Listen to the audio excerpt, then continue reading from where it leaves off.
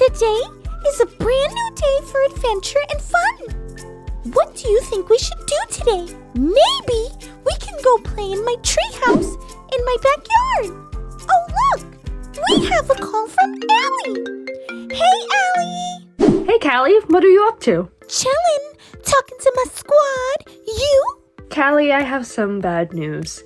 You know that small cornfield close to our houses that we hope one day would become a super cool park? Well, people have been throwing their garbage there. My mom said that we can't play there anymore. Oh no! What do you think we can do? I don't know. It could be so beautiful. I know! It could be a really pretty garden for people to come sit and talk and play. Or maybe a place to put a pretty bird bath and fountain. Yeah, that sounds so nice. Maybe. Yeah? Maybe you can plan it. Ha! Me? Little me? Do something so big? But of course you can, Cals. You're brave and smart. And small. And my voice cracks when I'm nervous. But maybe... Yes? Maybe I can get some help from my parents.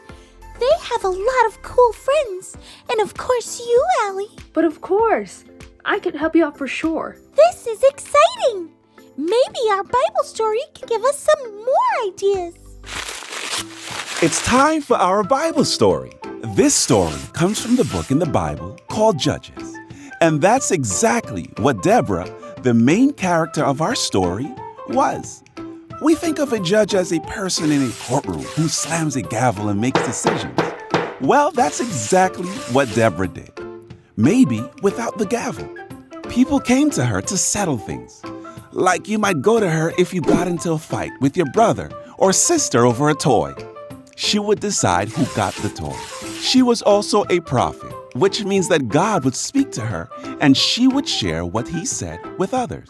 Deborah was a very special person with many gifts, which is why she was the leader of God's people.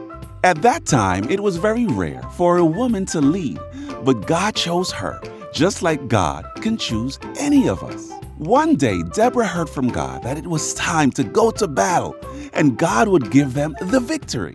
She called a guy named Barak to lead the troops, but he wouldn't go without Deborah. Maybe he doubted that he could be a leader, like Deborah was. Deborah decided she would go, but told Barak that because of his attitude, God would choose someone else, another woman, to give them victory. And that is exactly what happened. Deborah heard from God and gave the order for Barak and the army to charge. The battle wasn't even close. Deborah was right. Barak and his army won. The leader of the enemy's army was a guy named Sisera. He ran for his life. He thought he'd found a safe place to rest in the tent of a woman named Jael. But he was wrong. See, Jael was the woman Deborah told Barak about, the woman that would get the credit for the win. And she finished the enemy off. And once their leader was no more, the enemy was soundly defeated. We can be like Barak and think of all kinds of reasons why we can't lead.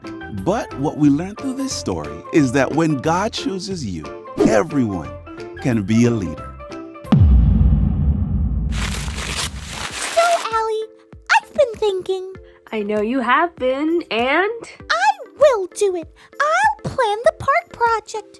With your help and all our friends and my parents, of course. Absolutely. I know that you're a little afraid, but think of Deborah. She felt the same way, and God helped her out. Yes, God did. Deborah was so smart. And so are you, Callie.